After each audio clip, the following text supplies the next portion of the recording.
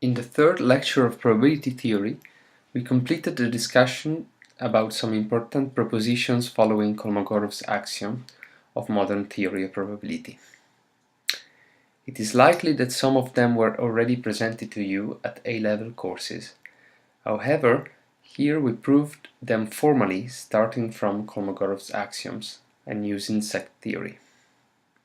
Some examples were also discussed. For instance, we showed in example 2 how proposition 3 turns out to be very useful. Sometimes, in order to calculate the probability of an event, it is quicker to calculate the probability that the event does not happen, and then use proposition number 3.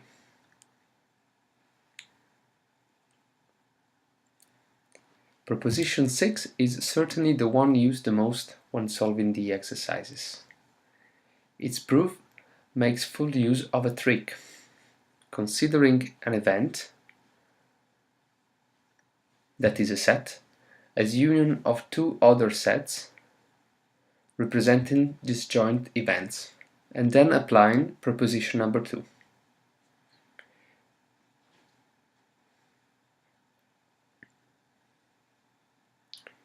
Proposition 6 can be generalized recursively to 3 or more events, resulting in the relation usually known as the inclusion-exclusion principle.